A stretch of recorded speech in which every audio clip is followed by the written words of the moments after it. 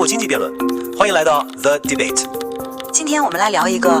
最近在中国互联网上啊，可以说是迅速火起来，然后又迅速消失的一个名字——护城风。没错，他这个事啊，绝不仅仅是又一个网红的故事那么简单。这背后其实是关于中国社会经济现实，特别是贫富差距和言论尺度啊的一次非常激烈的碰撞。那焦点就很清楚了。护城风这个人，他的经历，他视频里发的那些内容，比方说用什么安卓人和苹果人来给人贴标签，还有那个很有名的那个购买力挑战视频，这到底说明了中国经济的什么？是繁荣之下的一个小小的注脚呢，还是说这其实是一个风险的信号？我觉得护城风和它引发的那么大的社会反应，恰恰是怎么说呢？撕开了高速增长这个光环下面的一些遮羞布。它暴露出来的是一些长期被忽视的结构性问题，特别是那个让人看的简直是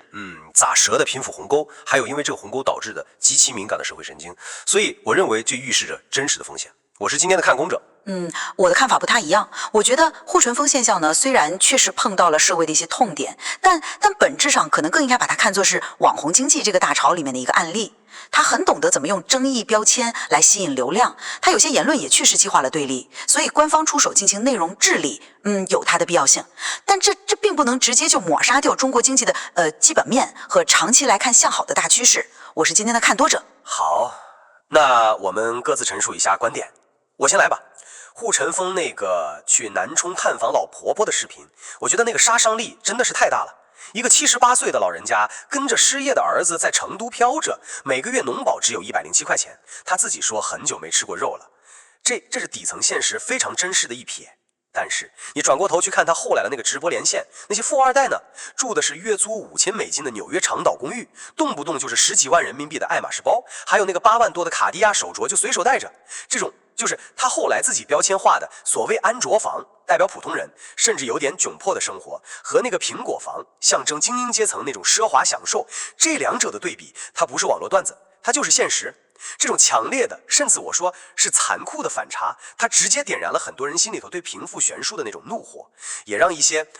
宏大叙事，像什么共同富裕、全面脱贫，一下子显得有点苍白无力。而且你看他本人，从一开始拍底层博取同情，到后来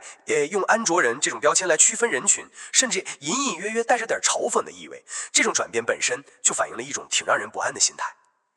但更关键的是什么？是官方的反应。第二次封禁来得那么快，那么彻底，连官媒都直接下场给定性了。再加上我们都清楚的那个防火长城 GFW， 就是那个庞大的网络审查过滤系统，还有网信办搞的所谓清朗行动，这些持续不断的说是要净化网络空间的运动，这种可以说是极端的处理方式，在我看来啊，恰恰暴露了当局对这种揭示真相的声音有一种深深的恐惧。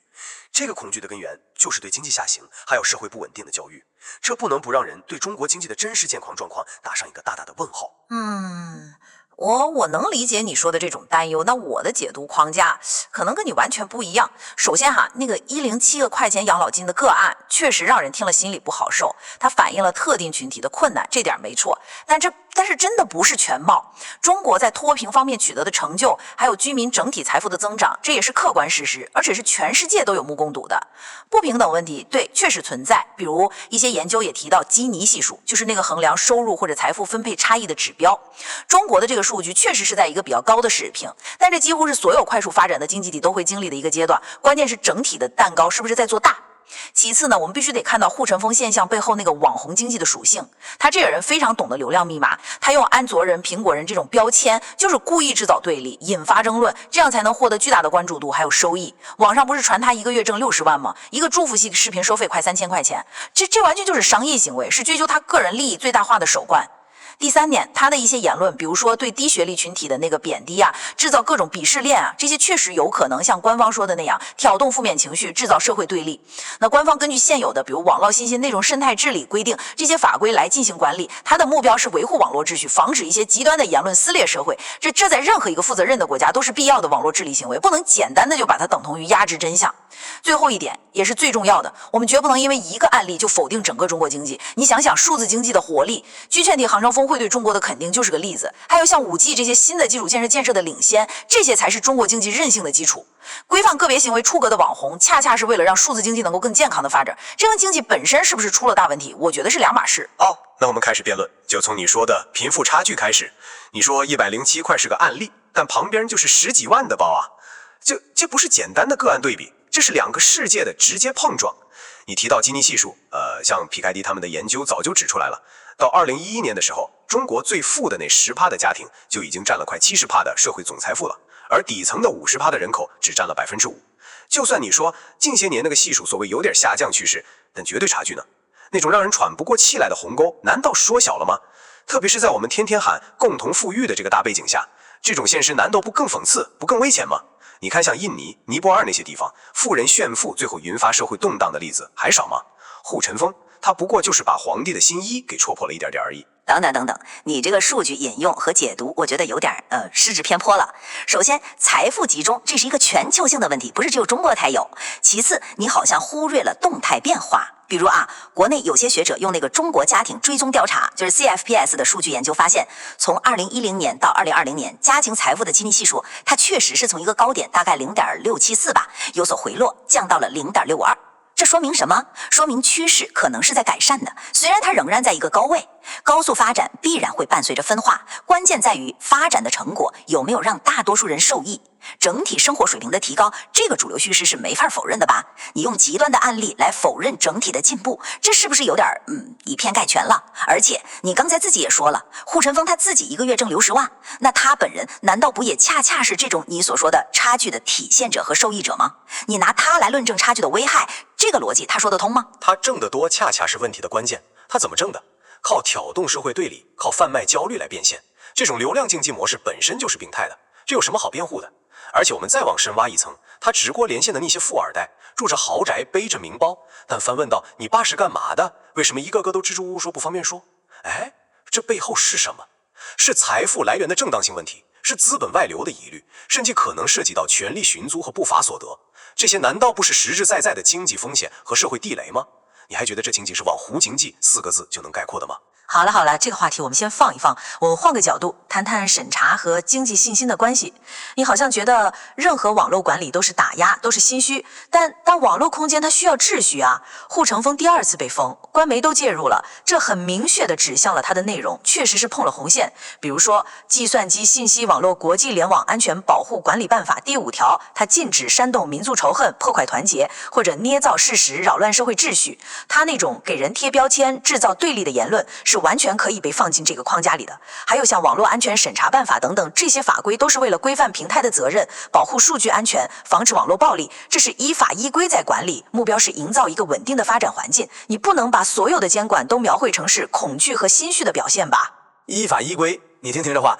他第1次被封的时候，仅仅是因为在视频结尾感叹了一句：“那些一天挣不到100块的人，他们的生活怎么办？”这句话哪里违法了？哪条法规禁止问这个问题了？他自己后来不都反思了吗？说要是把这句所谓的良心之问删掉，换成一句这个社会真美好，那视频就能活下来。这还不是典型的恶意传播？事实是什么？就是说你展示一下现实，说几句真话，就给你扣上煽动对立、传播负能量的帽子。直播的时候，评论区有人提个敏感词，像什么独裁者，他就吓得立刻把连线掐断了，说话的语无伦次了，说什么这种人要被抓起来。这种人人自危、草木皆兵的环境，再加上那个无处不在的防火长城 GFW 的技术封锁，难道还不足以说明问题吗？这难道不是对经济下行、社会不满情绪加剧的一种极度的焦虑和恐惧吗？这种做法对市场信心、对创新的精神，那个打击简直毁灭性的。连罗永浩都公开说担心被跨省，那普通人呢？企业的信心呢？好，最后一点，护城风这门人跟中国经济的未来，我觉得在某种意义上，它有点像一个网络时代的韩寒。当然，我不是说他的思想深度能跟韩寒比，我是说他的走红，他折射出来的是一种很普遍的社会情绪，就是很多年轻人对官方那种宏大叙事有点不信任了，对现实生活感到疲惫，同时又特别渴望能听到点真话。有评论就说，这反映了所谓牛马对未来前景的悲观情绪在不断加剧。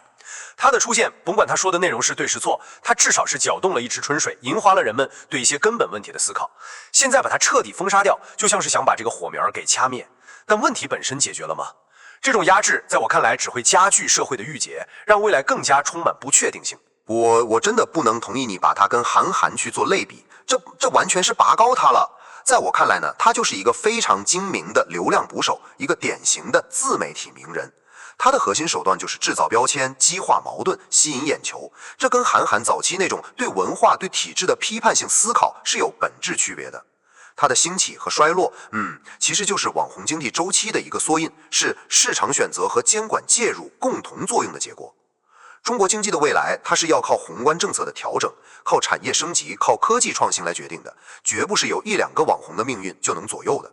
我们更应该看到那个宏观的途径，比如说中国企业在全球商业链里面的地位，像青山虹口在印尼镍矿的那个布局，像华为、中兴在通信领域的实力，这些才是经济韧性的真正来源。但是你说的这些企业，他们不也正面临着地缘政治的惊涛骇浪吗？不也正面临着西方国家的技术围堵吗？新签的困境，这不就在眼前吗？同时有国内的营商环境，因为我们刚才谈到的这种无处不在的，而且日益收紧的审查，还有政策的摇摆不定，难道没有在恶化吗？信心才是基础啊！当连一些商界人士都开始公开表达不安的时候，你对未来的这种乐观，是不是有点过于坚定了？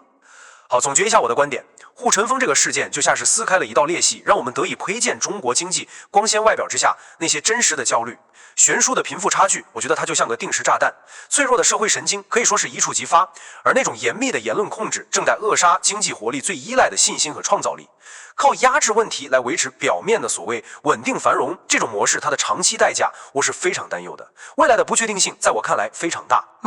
我的总结是，护城风现象确实提醒我们要正视社会公平的问题，但这更应该被看作是发展过程中的一个挑战，而不是整个系统的崩溃。中国经济的体量是庞大的，基础是雄厚的，数字经济也充满了活力，治理体系本身也在动态的调整和完善，必要的规范是为了更长远的健康发展。解决发展中出现的问题，最终还是要靠持续的发展。所以我对中国经济克服眼前的困难，行稳致远的长期潜力依然是抱有信心的。护城风的故事以及它所激起的种种争论，无疑是提供了一个观察当下中国的一个